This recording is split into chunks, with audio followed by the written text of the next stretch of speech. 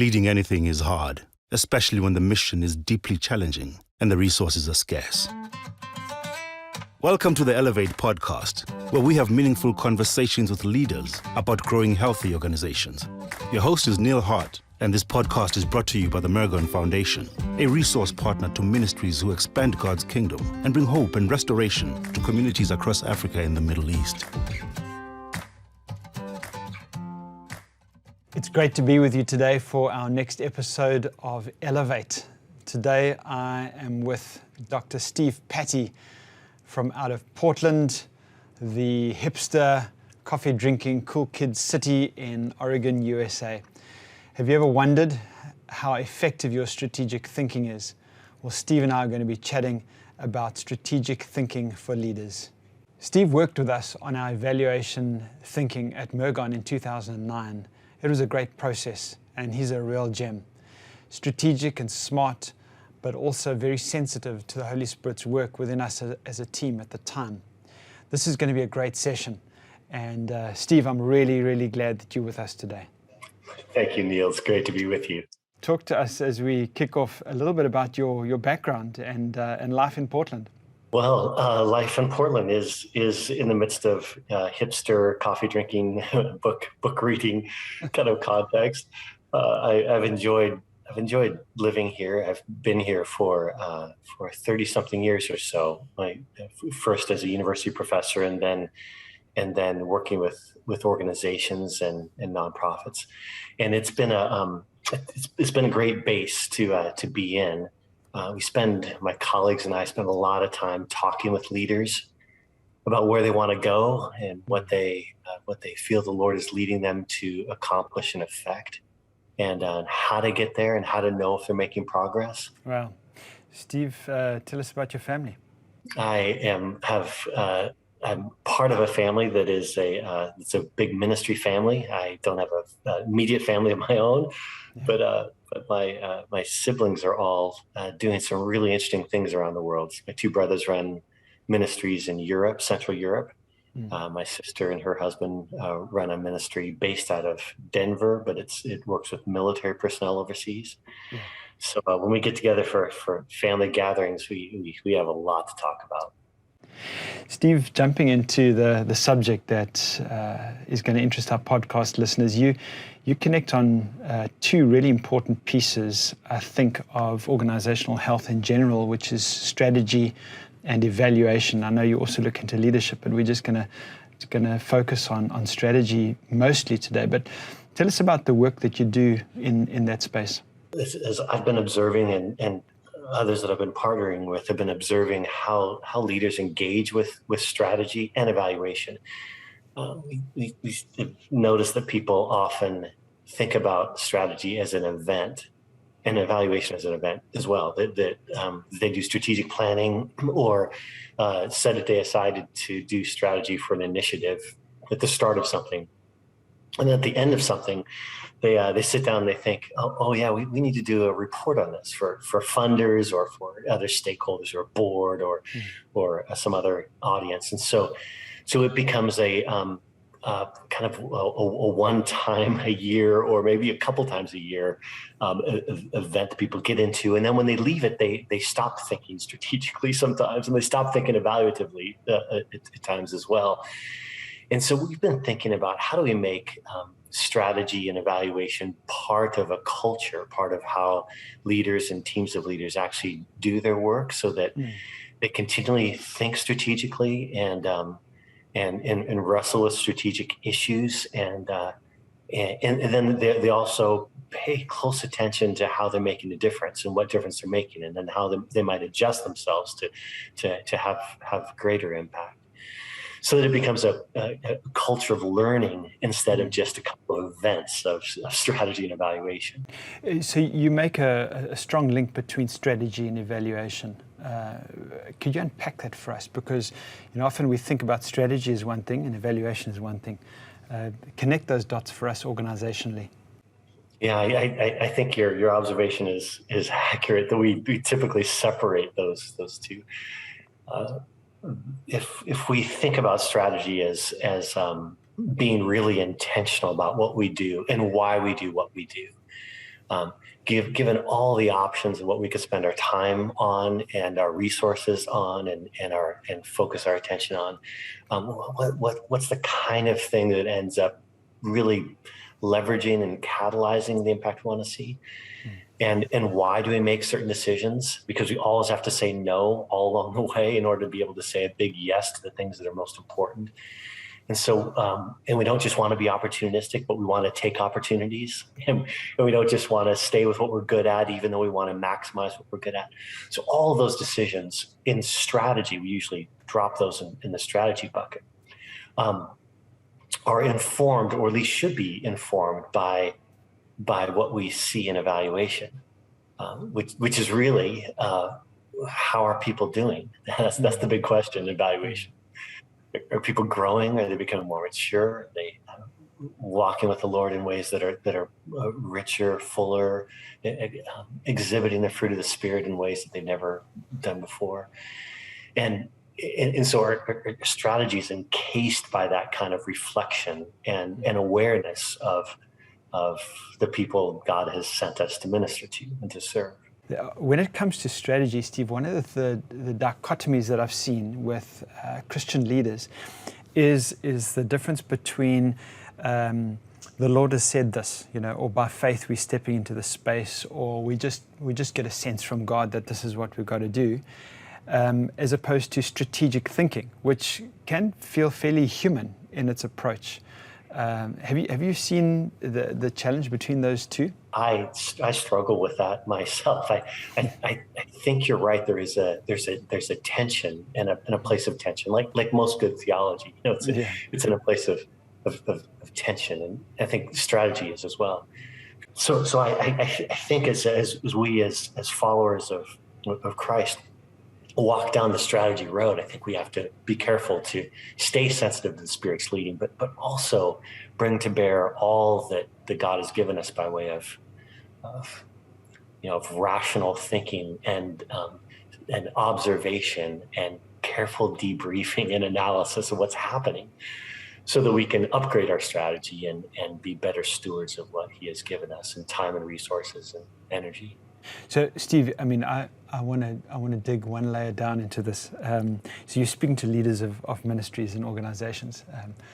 How should they wake up in the morning and think about strategy, while at the same time thinking about a God who goes out ahead of them?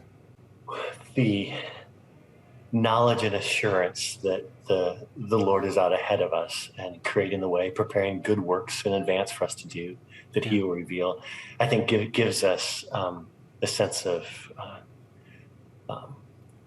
certainty and calmness and peace. I think that's how we can, as leaders, bearing the responsibility that we do and all the crises that we have to face, and the decisions that are magnified and have repercussions in people's lives, like real repercussions. We're bearing that responsibility.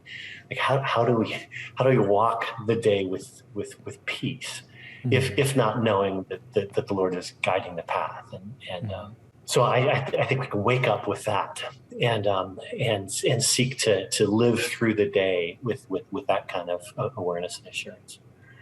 At the same time, there is and leaders kind of find this. I know and have seen just the excitement of being able to make decisions that matter. So there's some excitement and allure to these strategic decisions that we make during the day, that should not fill us with dread, but should animate us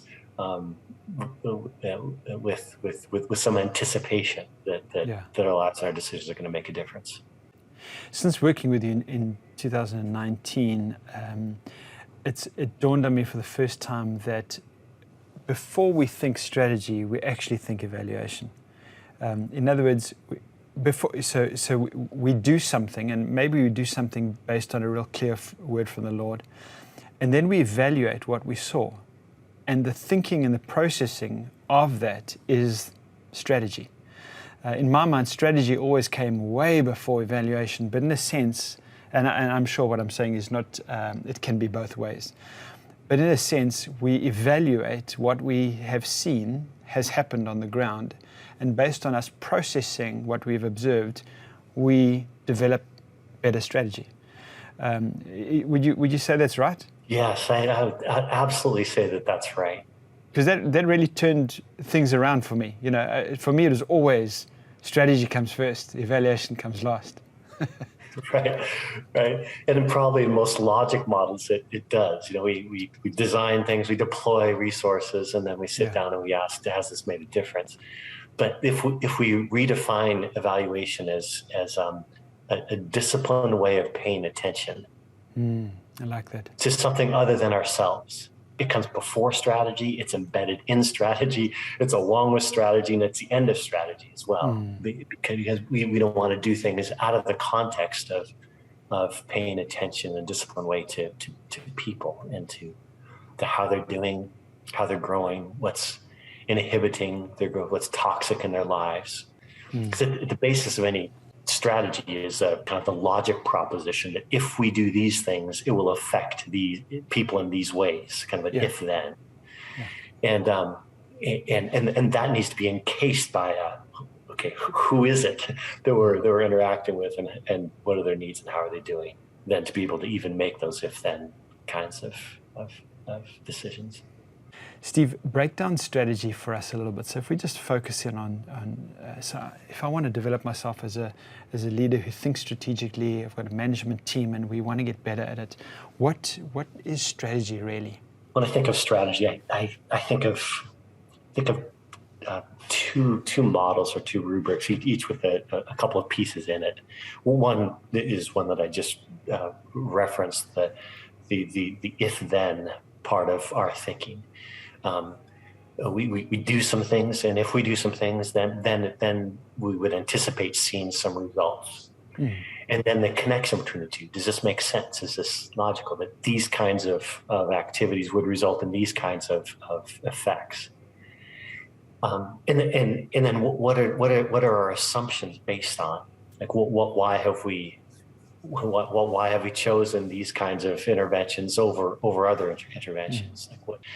And then probably even encasing that are a set of beliefs too about who God is, what the nature of humankind is, the world is like, that then informs this if-then proposition.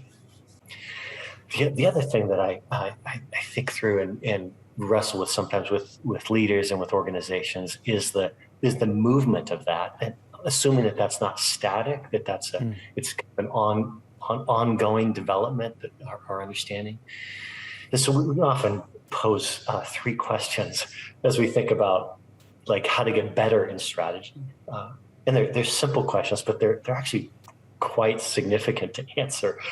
And they help us. So what seems to be brilliant about our approach right now? Question one, that we need to preserve, even amidst a changing environment like a global pandemic and political strife, and all kinds of things that would just seem to erode or provide a threat to that which has been making our ministry so effective.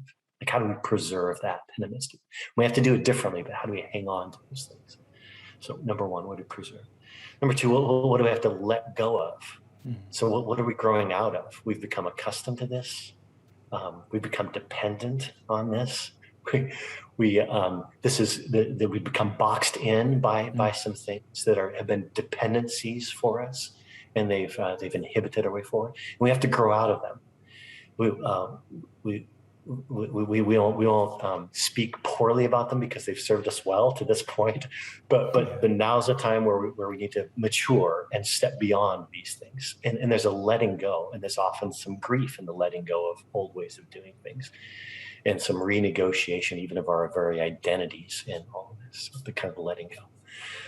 And then the third, what new capacities is are being required of us given what God is calling us to, and what the needs of people around us are right now. Would you say you've seen this? Because it feels to me like this is a reality I've seen over and over, that we hang on to. So your middle question, what should we grow out of, is often the thing that holds us back from not only good strategy, but good development. We tend to hold on to things too long. I really think that's true. I see it in my own life. I get comfortable with some ways of doing things and approaching things, and ways of approaching work have served me well to this point, And so there's some insecurity in letting go of that, to renegotiate my own thinking of myself, because in order to let go of things that have become part of me, I have to be willing to embrace a new version, Yes. and kind of move past the kinds of things that have been holding me back. Then I see that in organizations, and I see that in leaders as well. That there's a lot that we've become accustomed to that ends up inhibiting our ability to move forward. And then one of the other things I'd love to hear your views on this, that I've often seen that has hindered us moving forward, is strategy execution. So we may develop strategy, we may even have a fantastic time as a team coming up with brilliant new ideas, and yet when we jump back into the day-to-day, we just continue doing what we were doing and fail to execute strategy. Are there any tips that you can give us around strategy execution? One mental model that's been helpful for a number of us has been to think about moving into strategy in an experimental way, because sometimes to shift and develop new ways of showing up and new ways of engaging, and that are really demanding and require a letting go of and a developing new kinds of things. The pull of the status quo and the pull of the historical rut force is so strong that it often becomes overwhelming for us just to do one big move.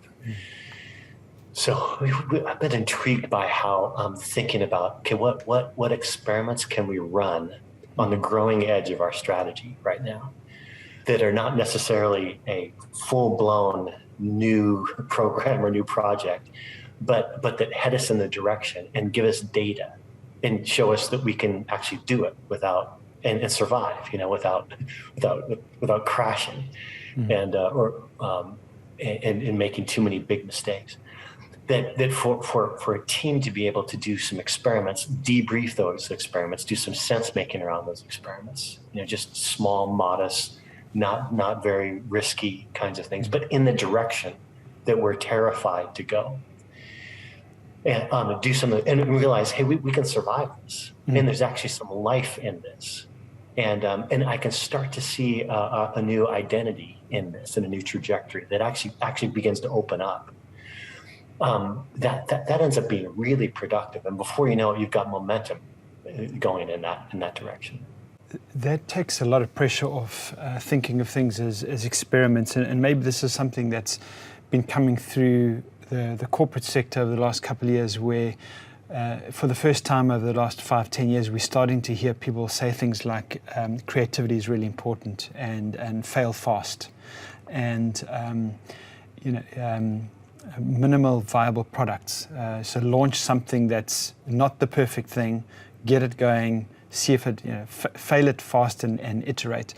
And I guess there's something in what you're saying that takes the pressure off trying something out, not being scared to fail, and being creative in that process. And ministries typically are not great at that. We're working with people, and people are a precious commodity. Nobody wants something to fail when people are the direct beneficiaries of it. How do we think about that from a ministry perspective? Is it different?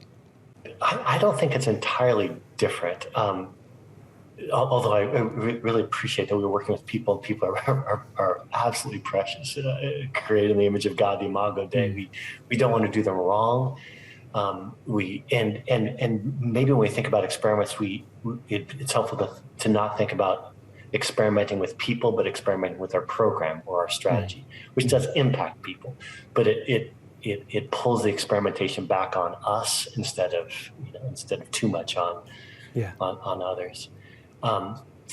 but in a way, I think experimenting is or trying something is also an act of love too, and to think about, particularly if we're giving disciplined attention to people, and we have evaluation embedded in it, then it truly is a loving thing to say, hey, this isn't working as well as we'd hoped. It's maybe not serving you quite like we had imagined. So we're going to try something. We're going to try something new, and we're just going to try it out because we love you so much. We're going to give this a shot, and then and then be really honest and authentic with our debriefing of that. Okay, how did that go? How did that feel? What worked? What didn't work? Where is there pockets of energy we might sparks we might fan into flame, and move forward with. You spoke about evaluating honestly, and there's something about us really looking at the results of our work. Give us some pointers around how to evaluate well, and what is the process of evaluation? Yeah, I do think that it takes courage to evaluate honestly. It's a lot easier to just say, I'm working hard, I'm being faithful, I'm exhausted. So we'll take those as indicators that we're making progress. It's a whole other thing to shift the spotlight off of ourselves and turn the spotlight on the people that God has given us to serve, and ask really, how are they doing? How are they doing? I think even after giving a message or preaching a sermon, I would typically want to say, how'd that go? Or meaning, how did I do? Yes. Instead of how did that go? Meaning, are people picking this up? Is this affecting their lives in some kind of way? That's a big shift that I think is important to make, to watch less our own outputs and more the outcomes. And my definition of an outcome is what people come out with, not what they experience right then, not how they're thinking or how they're feeling in the moment, but what they come out of the program with, and what they're carrying with them into their lives. As we ask questions about people, we usually try to pay attention to how's it affecting their mind, how's it affecting their behavior, how's it affecting their emotions. And then there's a deeper version of all that, not just what they know, but the kind of the renewal of their mind, how they're thinking, and not just their behavior, what they're doing, but how they're living, and not just their feeling, but what's emerging in how they're loving and what they love and care about deeply. Wow. Yeah. And so those three dimensions, we put it on a triangle: the mental, behavioral, affective, or emotional, and then we ask questions about those, and then ask the deeper question about what seems to be shifting for you. You can learn a lot when you ask those kinds of questions and hold space and listen carefully, and ask for the Lord's guidance and discernment as the spotlight's on them. You're not asking them, what do you think about our program? Asking them, how are you doing as a result of this? So I'll leave you with this, just one saying that we've been fond of giving. It sounds a bit like a riddle, but we say, if you want to know how you're doing, don't ask people how you're doing. Ask people how they're doing as a result of what you're doing, and then you know how you're doing. This has been so good. This is a really rich dialogue for leaders in how to be thinking better, how to be asking better questions, how to stay humble long enough to really assess whether the hard work is having an impact. If we can be better at our thinking, and we can be humble about our outcomes, but continually be bravely asking those questions, we're going to be better off as a result of it. Thank you so much for your input, Steve. You're welcome. Thanks for this conversation. I really enjoyed it.